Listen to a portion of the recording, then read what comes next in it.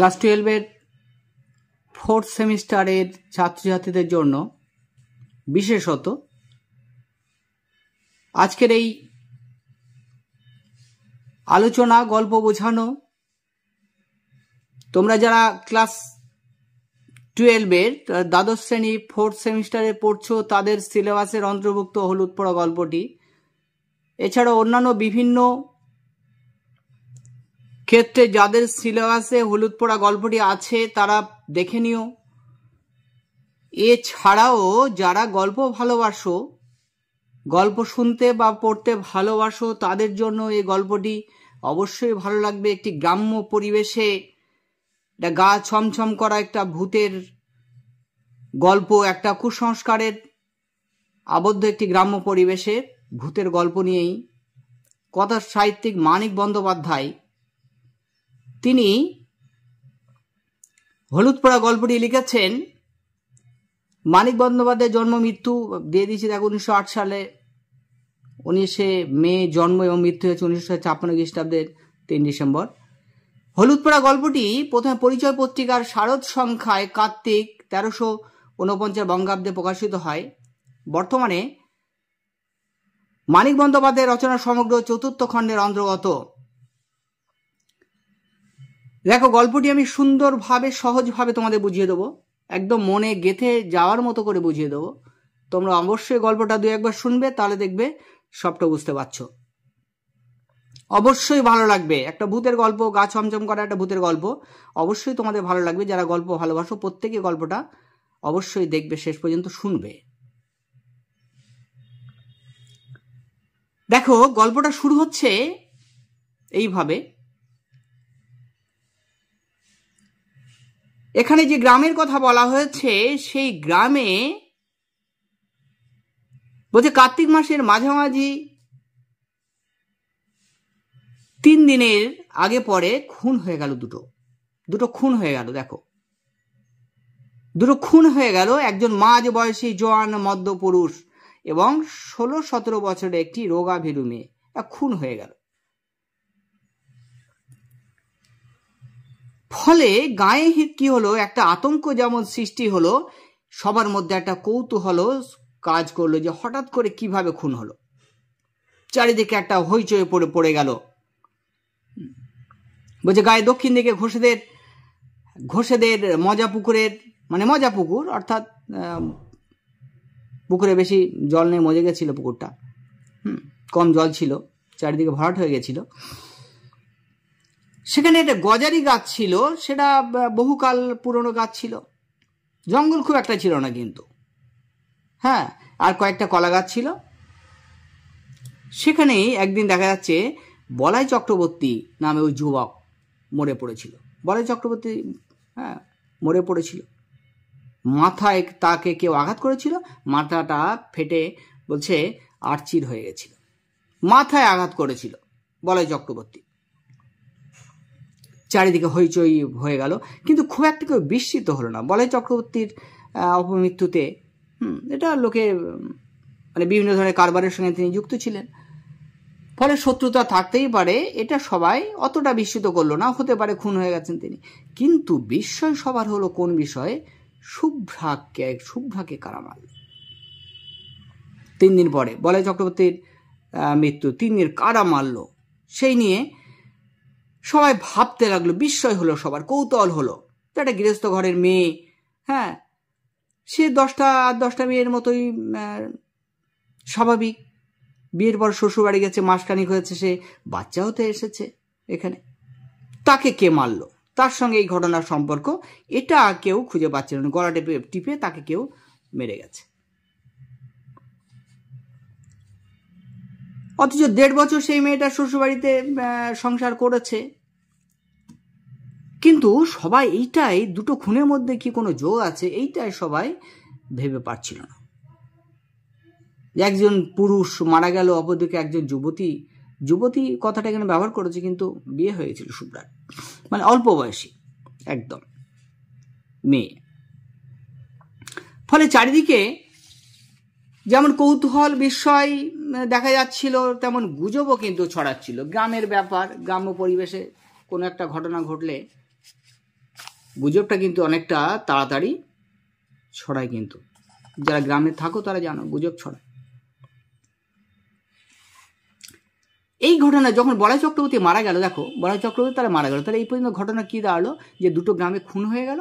একটা হচ্ছে বলাই চক্রবর্তী একটা যুবক, আর একটা হচ্ছে মেয়ে হচ্ছে সত্যবতী শুভ্রা, তার বিয়ে হয়েছিল কিন্তু বাচ্চা হওয়ার জন্য সে বাপের বাড়িতে এসেছিল। এই হচ্ছে ঘটনা। বলাই চক্রবর্তী যখন মারা গেল তার সম্পত্তির অধিকার পেল তার ভাইপো। ভাইপো কি করলো, 40 টাকার একটা চাকরি করতো শহরে, সে সপরিবারে চলে আসলো। এসে কি করলো, এসেই বললো 50 টাকা আমি রেওয়ার্ড অর্থাৎ পুরস্কার ঘোষণা করছি, কাকার খুনিকে যে ধরে দিতে পারবে, হ্যাঁ, তাকে দেওয়া হবে, তাকে ফাঁসি কাটে ঝোলানো পর্যন্ত আমার শান্তি।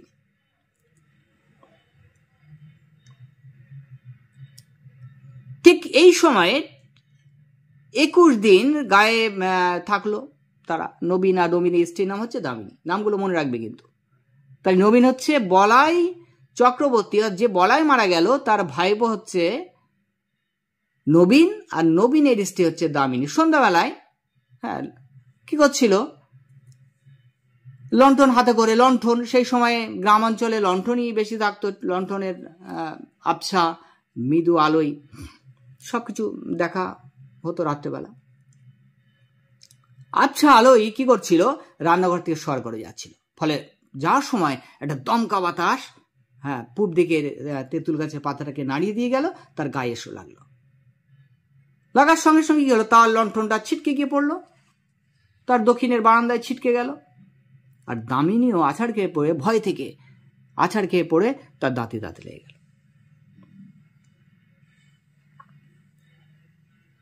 আর দামিনীর মুখ থেকে আওয়াজ হতে লাগলো, বিকট আওয়াজ করতে লাগলো দামিনী। শুভ্রার দাদা ধীরেন, দেখো ঘটনাগুলো কিন্তু মনে রাখবে, কিন্তু প্রত্যেকটা নাম মনে রাখবে, তাহলে তোমাদের সব মনে থাকবে। আমি যতটা সম্ভব সহজ করে বুঝিয়ে দেওয়ার চেষ্টা করছি। শুভ্রার দাদা ধীরেন, তাহলে ওদিকে বলাই চক্রবর্তী মারা গেল, তার ভাইপো হচ্ছে নবীন, স্ত্রী হচ্ছে দামিনী। আর এদিকে তোমার শুভ্রা যে মারা গেল যুবতী মেয়ে, তার দাদা হচ্ছে ধীরেন। ধীরেন স্কুল মাস্টার এবং যুক্তিমনস্ক, কুসংস্কার মানে না। সে কি করেছে, ফিজিক্স অনার্স নিয়ে পাশ করার পরে গ্রামের স্কুলে হ্যাঁ জিওগ্রাফি পড়ায়, মানে ভূগোল পড়ায়। প্রথম দিকে তারা অনেক উৎসাহ ছিল, সে অনেক লাইব্রেরি সেটা খুলে বেশ নিজেকে একটু সমিতির মধ্যে খুলে অন্যরকম মানে ভাব দেখানোর চেষ্টা করতো। সে গ্রামের একটা শিক্ষিত যুবক, মাস্টারি করে, কিন্তু ক্রমশ সেগুলো সে আস্তে আস্তে তার ভাটা পড়ে গেছিল। গ্রাম অঞ্চলের ব্যাপার, গ্রামে এইসব তো চলে কম। আর সে যখন গল্পটা বলা হচ্ছে যখনের কথা, তখন তো এইসব অনেক কম ছিল, পড়াশোনা গ্রামে চল তো অনেক কম ছিল। এছাড়াও সে একটা কাজ করতো, গ্রামে যেহেতু কোনো ডাক্তার ছিল না সেরকম, তাহলে কি হতো, সে কি করতো 4 আনা 8 আনা এইসব নিয়ে মানে ওষুধ দিত, বই পড়ে পড়ে সে ডাক্তারিটাও শিখেছিল। তারপরে ধীরেনকে ডেকে আনা হলো, কারণ ধীরেনের সঙ্গে নবীনের একটা সম্পর্ক ছিল, যদিও বয়সে তাদের 3-4 বছর পার্থক্য ছিল, কিন্তু স্কুল লাইফ থেকে তাদের মধ্যে একটা সম্পর্ক ছিল। তাই ধীরেনকে খবর দেওয়া হলো। ধীরেন আসলো, এসে দামিনীর কে কলসির জল ঢালো, কয়েক কলসি জল ঢেলে তার মূর্ছাটা ভেঙে গেল। মূর্ছা মানে অজ্ঞান হয়ে গেছিল, দাঁতে লেগে গেছিল তাই। কিন্তু তার দৃষ্টি অন্যরকম, কখনো হাসছে, কখনো কাঁদছে, কখনো আঁচে কামচে দিচ্ছে। কে? দামিনী। ধীরেন বলল, যেহেতু আগেই বলেছি ধীরেন কিন্তু ভূত প্রেত এসব বিশ্বাস করে না, যুক্তি মনস্ক মাস্টার, আবার ফিজিক্স নিয়ে পড়েছে, সায়েন্স নিয়ে পড়েছে, জিওগ্রাফির টিচার, তাই সে এসব মানে না। সে বললো ডাক্তার ডাকা হোক। ডাক্তারের নাম কি? কৈলাস ডাক্তার। তাহলে ধীরেন কিন্তু চিকিৎসক ছিল, দেখো ধীরেন কিন্তু চিকিৎসা করতো, কিন্তু সে বললো ডাক্তার ডাকা হোক। কি বলছে, আমি তো পাশ করা ডাক্তার না, মানে ভয় ধীরেনের হচ্ছিল যে সঠিক চিকিৎসা করতে পারবো কি, সেই ভয়তে বললো পাশ করা ডাক্তারকে, কৈলাস ডাক্তার, তাকে ডাকা হোক। এই সব হতে হতে গ্রাম অঞ্চলের ব্যাপার, একটা ঘটনা ঘটলে তো অনেক লোকজন জড়ো হয়ে যাবে, এটা তোমরা জানো। অনেক লোকজন জড়ো হয়ে গেছে তখন। বুড়ো পঙ্কজ ঘোষাল কি বলছে, হ্যাঁ বলছে ডাক্তারে কি হবে, দমিরকে বলছে তুমি কুঞ্জকে ডাকো। তাহলে কুঞ্জর একটু পরিচয় দিই। কুঞ্জ হচ্ছে ওঝা, ঝাড়ফুঁক এইসব গ্রামে কারো ভূতে ধরলে এই সংস্কার অনুযায়ী বা কোনো সমস্যা হলে কুঞ্জকে ডাকা হয়, সে এসে ঝাড়ফুঁক করে দিয়ে যায়। গাঁয়ের লোকেরা সবই কিন্তু দেখো সংস্কারে আচ্ছন্ন, গ্রামের লোকেরা সব কিন্তু সংস্কারে আচ্ছন্ন, কুসংস্কার আচ্ছন্ন। তারা কি করলো, তারা বললো হ্যাঁ, তারা সেই কথা সাই দিল। নবীন বলছে কুঞ্জকে তাহলে কত দিতে হবে, কুঞ্জকে ডাকলে তার ফিস কত দিতে হবে। ধীরেন বলছে না না নবীন, তুমি এসব কুসংস্কারে এইসব দুর্বুদ্ধি কেন করো, তুমি এইসব করতে যেও না, চিকিৎসক ডাকো, অসুবিধা হয়েছে, চিকিৎসার প্রয়োজন। আর ওই যে বললাম নবীন আর ধীরেন তারা একসঙ্গে তাদের সম্পর্ক ছিল। যাই হোক, দুজনকে খবর দেওয়া হলো, কিন্তু কুঞ্জ এলো আগে, কুঞ্জ আগে এসে গেল। কুঞ্জ হ্যাঁ, তাকে সে আসলো, আসার পরে তাই কুঞ্জ কি বলেছি, কিন্তু কুঞ্জ কি গুণিন, ঝাড়ফুঁক করে ওঝা।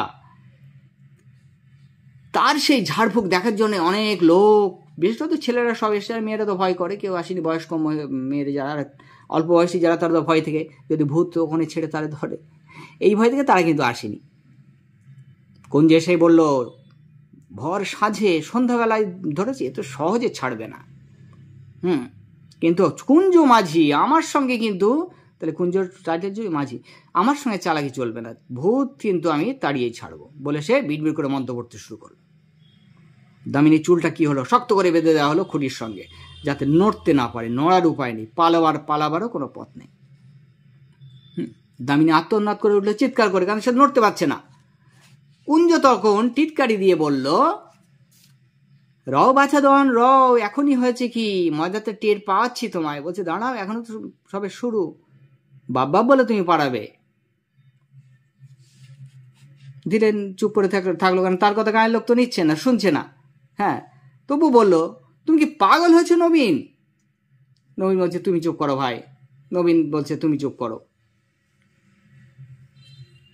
আর সেই রাত্রেবেলা, তখন সন্ধ্যার সময় যেহেতু মানে ধরেছিল, তাই লণ্ঠন গোটা 5 লণ্ঠন জড়ো হয়ে গেল, অনেক নারী পুরুষ 30-35 জন ভর্তি হয়ে গেল। মেয়েদের সঙ্গে কম, ওই যে বললাম কিছু কিছু মেয়ে যারা বয়স্ক মহিলা তারাই এসেছিল, মেয়েদের সংখ্যা কম ছিল। সব জড়ো হয়েছে দেখার জন্য কুঞ্জ কীভাবে ভূত ছাড়ায়, ভূতটা কীভাবে তাড়ায় সেটা দেখানোর জন্য। মনে হচ্ছে দাওয়াটা মানে দাওয়া বা বারান্দাটা একটা স্টেজ। হ্যাঁ, সব একটা রহস্যময় কি হবে সেটা দেখার জন্য সবাই অপেক্ষায়, কৌতূহল উত্তেজনা চারিদিকে একদম ভরপুর। কুঞ্জ মানে ওছাড়া যেরকম করে আর কি, হ্যাঁ, একটা অন্যরকম পরিবেশ সৃষ্টি করে, কিছুটা পিছু ওঠে, কিছুটা সামনে এসে, হ্যাঁ, দুর্বোধ্য ভাষায় সে কি করলো, বিভিন্ন মন্ত্র বলতে লাগলো। আর মাল সাথে কি করেছে, আগুন করেছে, কি দিয়ে, শুকনো পাতা দিয়ে, হ্যাঁ, শিকড় পুড়িয়ে এমন একটা মানে গন্ধ সৃষ্টি করেছে, উৎকট একটা চামড়া পড়ার মতো গন্ধ, সেটা সৃষ্টি করেছে। এইসব করার ফলে কি হচ্ছে, হ্যাঁ, দামিনীরকে যখন এইসব দিয়ে কুঞ্জ করার চেষ্টা করছে, বিভিন্নভাবে তাকে সেই ভূত তাড়ানোর চেষ্টা করছে, সে চোখ বুজে আছে কুঞ্জর দিকে, নিষ্পলক নেত্রে তাকিয়ে আছে, চুল তো বাঁধা আছে পিছনে। এরপরে একদম ভূত তাড়ানোর একটা মক্ষম দাওয়ায়, গল্পটার নামই কিন্তু হলুদ পোড়া, এর থেকেই কাঁচা হলুদ পুড়িয়ে কুঞ্জ তার নাকের কাছে ধরেছে ভূত তাড়ানোর জন্য। আরও যেই সেই নাকের কাছে ধরেছে, আরও সেই ঢুলু সেই চোখ, এতক্ষণ এই যে জ্বালাতনে কুঞ্জর যে দামিনী যে অবস্থা হচ্ছিল সেটা আরও বেশি করে মানে শিহরিত হয়ে উঠছে তার সারা গা হাত পা। আর কুঞ্জ কি বলছে, কে তুই, বল তুই কে? আমি শুভ্রা গো, আমায় মেরো না। কে বলছে দেখো, দারুণ, শুভ্রা বলছে। কার ভিতর থেকে? দামিনীর ভিতর থেকে বলছে আমি শুভ্রা গো, আমায় মেরো না। চাটুর্য বাড়ির শুভ্রা যে খুন হয়েছে, হাঁ গো হাঁ, আমায় মেরো না। দারুণ বলছে। তখন সেই দামিনীর ভিতর থেকে কথা বলছে শুভ্রা, বলছে আমায় মেরো না, আমি তো চাটুর্য বাড়ির সে শুভ্রা, আমাকে মেরো না। নবীন এক পাশে দাঁড়িয়েছিল, তাদের কুঞ্জ বলছে ব্যাপারটা বুঝলেন কথা? বলছে দেখেন এবার। তাহলে শুভ্রা ভর করেছে দামিনীর উপরে, কুঞ্জ সেটা বোঝাতে চাইল। তখন কি হলো, বুড়ো ঘোষাল বলছেন জিজ্ঞেস করো, হ্যাঁ, শুভ্রা কে, শুভ্রাকে খুন করেছিল, একবার বলো তাড়াতাড়ি, শুভ্রাকে কে মেরেছে? ও যদি শুভ্রা কে মেরেছে জিজ্ঞাসা করো। কিন্তু দামিনী ফিসফিস করে দামিনী বলল, দামিনী বলল, অর্থাৎ দামিনী নির্ভর করেছিল কে? শুভ্রা। বলল, বলাই খুড়ো খুন করেছে আমায়। বলছে কি, বলাই খুড়ো আমায় খুন করেছে? বলাই খুড়ো খুন করেছে। দামিনী ভিতরতে কে বলছে? শুভ্রা। নানা রকম ঘুরিয়ে ফিরিয়ে বিভিন্ন প্রশ্ন করা হলো, কিন্তু আর মুখ খুলল না দামিনী, মুখ বন্ধ হয়ে গেল তার। ঠিক সেই সময় যখন এরকম হচ্ছে, দামিনীর মুখ দিয়ে যখন বার হচ্ছে যে শুভ্রা মানে তাকে খুন করেছে, তখন কি হলো? তখন দেখা গেল কি, পাশ থেকে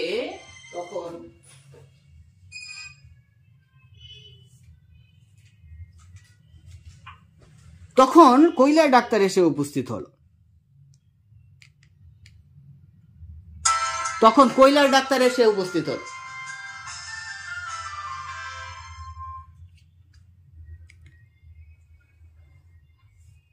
দেখো, তোমাদের যেটা বোঝাচ্ছিলাম, যদিকে ফোনের আওয়াজে তোমাদের একটু ডিস্টার্ব হলো, মানিয়ে নিও। আবার বলছি, দেখো, তাহলে সেই সময় যখন এইসব চলছিল, কুঞ্জ যখন করছিল, সেই সময় এসে উপস্থিত হলো কে? কৈলাস ডাক্তার। তার কৈলাসের চেহারা একটু তোমাদের বর্ণনা দিই।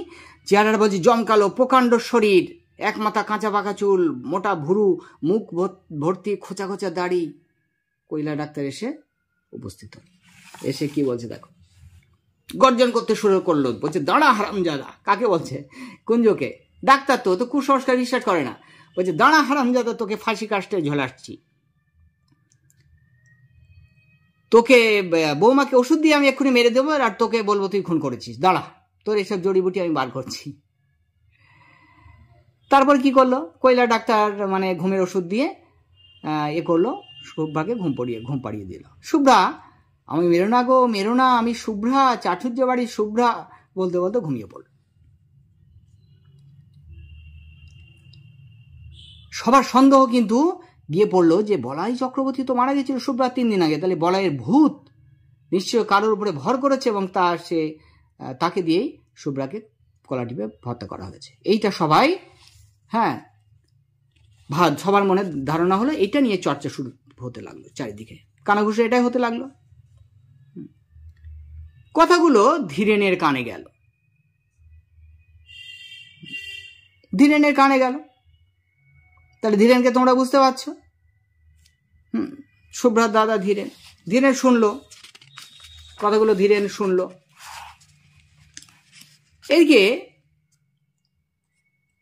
খেতে খেতে ভাতের থালার সামনে দিয়ে শান্তি বলল, এই ঘটনার সব শোনার পর শান্তিও বলল, শান্তির মনে বিশ্বাসের জন্য শান্তি বলল, আমারও মনে হয় তাই হবে, নইলে বলছে আমার মনে হয় সেটাই হবে। মানে সবাই যেটা গ্রামে যেটা ঘটেছে, শান্তি সেটা বলল। ধীরেনের স্ত্রী। ধীরেন কটমটো করে তাকিয়ে বলল, চুপ, যা খুশি মনে হয় হোক তোমার, আমার কিছু বলবে না, খবরদার। বলছে, আমারে বলতে যাবে না, আমি ওসব বিশ্বাস করি না, আমি এখনো বিশ্বাস করি না। এরপর স্কুলে গেল ধীরেন, তো স্কুলে পড়াই, স্কুল মাস্টার। কিন্তু গিয়ে অদ্ভুত ব্যাপার, সবাই দেখলো তাকে বেশ একটা অন্যভাবে দেখছে। একটা অন্যরকম ভাবে সবাই যেন দেখছে, মনে হচ্ছে যেন যে অন্য কোনো বাইরের কেউ স্কুল পরিদর্শনে এসেছে, এতটা হতবাক হয়ে। প্রথম ঘন্টা সে ক্লাস করলো, করার পরে সবাই দেখে ফিসফাস করছে। হেডমাস্টার ডেকে পাঠালেন ধীরেনকে। বলছে, ধীরেন, তুমি 1 মাসের ছুটি নাও। তুমি 1 মাসের ছুটি নাও। এই মথুরবাবু সেক্রেটারি, স্কুলের সেক্রেটারি না, বলে গেলেন তুমি ছুটি নাও, আর তুমি মথুরবাবুর সঙ্গে কথা বলে নিও। ধীরেন ব্যাপারটা বুঝতে পারলো না, ঘটনাটা কি। ফেরার পথে গাছতলায় কিছুক্ষণ বিশ্রাম নিয়ে ভাবলো, আমি পরে মথুরবাবুর সঙ্গে দেখা করে নেব। এইবারে বাড়ি ফিরে দুপুর ঘরের মধ্যে শুয়ে সারাক্ষণ ছটফট করে কাটিয়ে দিল ধীরেন। বাইরে বার হয়ে আসলো, তারপর বাইরে আসলো। শান্তি তখন বাসন হাতে নিয়ে ঘাটে আসছিল। দেখো, শান্তি মানে ধীরেনের স্ত্রী। তাহলে এই ঘটনায় কি হলো? ধীরেন ভাবলো যে পরে আমি দেখা করে নেব মথুরবাবুর সঙ্গে, সেক্রেটারির সঙ্গে, তিনি কি বলেন শোনার জন্য। কিন্তু আসল কারণ কিন্তু ধীরেন খুঁজে পাচ্ছিল না। সেই সময় যখন ধীরেন আবার বাইরে বার হলো শেষ বেলায়, তখন কি হলো? শান্তিও তখন বাসন নিয়ে আসছিল। ডোবার ধারে প্রকাণ্ড বাঁশ ঝাড়টার ছায়ার মতো কি যেন একটা নড়ে উঠল। ধীরেন দেখে এটা আত্মনাদ করে উঠলো, ওখানে কে কে? এই যেই বলেছে শান্তির হাতের বাসন কিন্তু তখন পড়ে গেল ঝনঝন করে। ভয় পেয়েছে শান্তি প্রচন্ড। হ্যাঁ, সন্ধ্যার ঠিক আগের মুহূর্ত।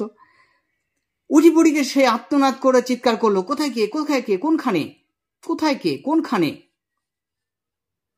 বাঁশঝাড় থেকে আওয়াজ আসলো, আমি আমি মাস্টার বাবু, বাঁশ কাটছি। তাহলে বাঁশ কাটছিল একজন। কে তোকে বাঁশ কাটতে বলেছে? শান্তি বলল, আমি বলেছি। হ্যাঁ, খেন্তি পিসি বললো যে, বলছে খেন্তি পিসি বলেছে, বলছে বাঁশ তো আমি কাটতে বলেছি। দেখো, শান্তি বাঁশ কাটতে বলেছে একটা লোকটি, আর সেই বাঁশ কাটার শব্দ শুনে দুজনে কি রকম ভয় পেয়ে গেছে। কি একটা আতঙ্কিত পরিবেশ চারিদিকে সৃষ্টি হয়েছে। বলছে আমি কাটতে বলেছি। খেন্তি পিসি বললো যে একটা বাঁশ কেটে দেখবি দুই দিকে পোড়াবি, পুড়িয়ে ওটা ফেলে রাখবি, তাহলে আর ভূতে আর এদিকে ডিঙিয়ে আসতে পারবে না, আত্মা, পেতাত্মা বা ভূত কেউ আসতে পারবে না। সেইটা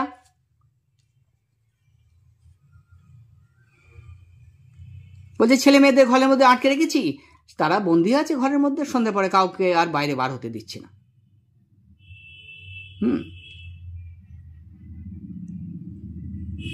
আবার দিনের বলছে মাঝে মাঝে ছেলেমেয়েরা কি বলে, ছোট পিসি ভূত হয়েছে।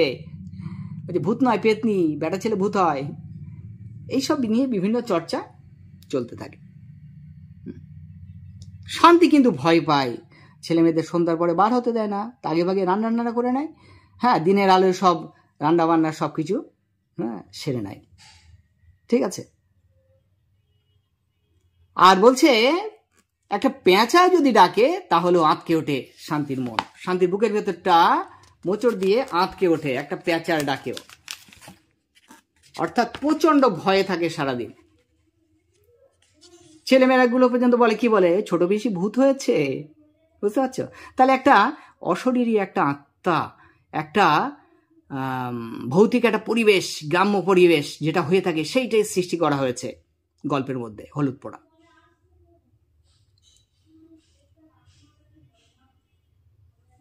শান্তি জিজ্ঞাসা করে ধীরেনকে, তুমি কি ঘাটের দিকে যাবে? ধীরেন বলে না। বলছে তাহলে বাঁশটা পেতে দিই, ওই যে বাঁশ, হ্যাঁ ওইটা বাঁশটা পেতে দেওয়ার কথা বলা হয়েছে। ওই যে খেন্তি বেশি বলেছিল বাঁশ পাতলে আর অশরীরী বা ভূত এদিকে আসতে পারবে না, বাঁশটা পেতে দিই। ধীরেন বলছে বাঁশ পাততে হবে না। শান্তি কয়েক মুহূর্ত চুপ করে দাঁড়িয়ে থাকে। বলছে তোমার চোখ লাল টকটক করছে কেন, কি হয়েছে তোমার? ধীরেনকে বলছে। তারপরে শান্তি সে কথা শোনে না। ধীরেনের বারণ, কাঁচা বাঁশে দুই প্রান্ত পুড়িয়ে সে খানিকটা পুড়িয়ে দেয়, কারণ নাকি অশরীরী যারা অশরীরী, সে ভূতকার আত্ম, তারা নাকি ডিঙোতে পারে না। বলছে যদি আসে তাহলে এই পর্যন্ত এসেও সে কি হবে?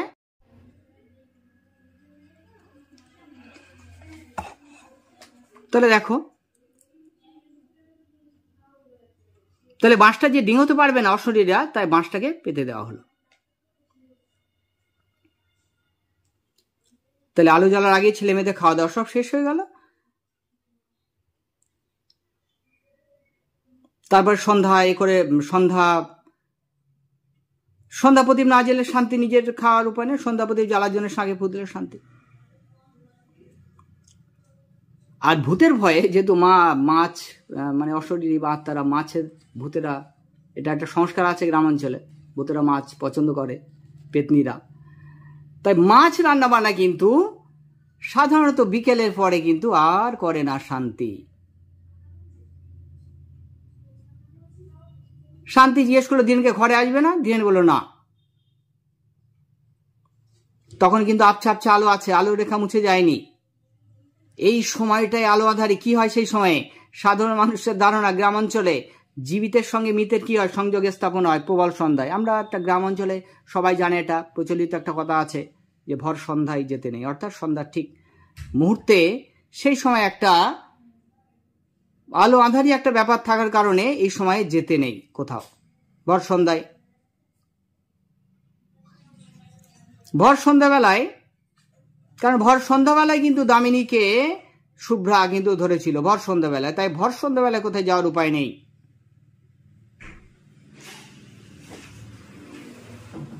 তারপরে সন্ধ্যা পার হয়ে গেলে, রাত্রি হয়ে গেলে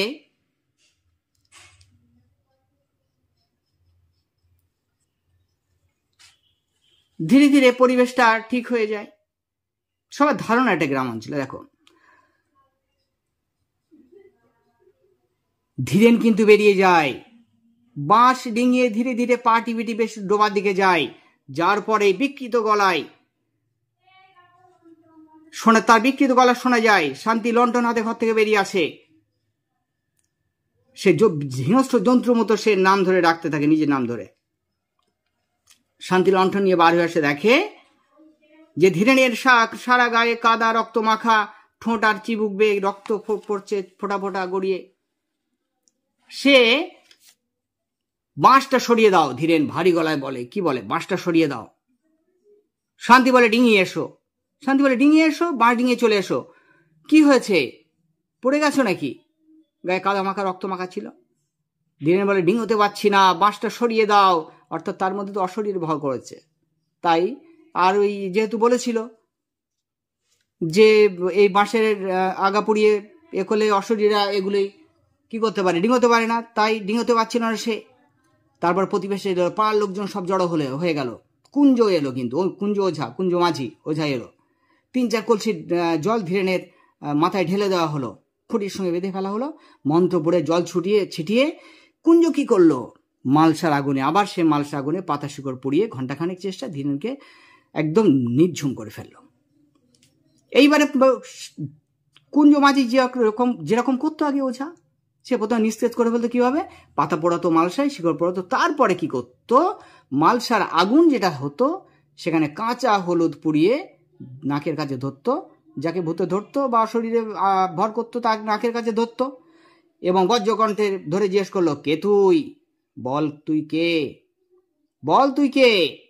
ধীরেন ধীরে ধীরে বললো, আমি বলাই চক্রবর্তী, শুভ্রাকে আমি খুন করেছি। বোঝা গেল? তাহলে ধীরে ধীরে বলল সেই ধীরেনের ভিতর থেকে আত্মার কণ্ঠস্বর কি বলছে, আমি বলাই চক্রবর্তী, শুভ্রাকে আমি খুন করেছি। অর্থাৎ সবার মধ্যে আরো আতঙ্ক সৃষ্টি হলো যে বলাইও মারা যাওয়ার পরে বলাইয়ের আত্মাও ঘুরে বেড়াচ্ছে, বলাইও ভূত হয়ে গেছে, আর শুভ্রা তো হয়ে যাচ্ছে। তাহলে বলাই ভর করলো কার উপরে? ধীরেনের উপরে ভর করেছে বলাই। আর ওদিকে নবীনের স্ত্রীর উপরে ভর করেছিল কে? শুভ্রা। তার চারিদিকে আতঙ্কের পরিবেশ।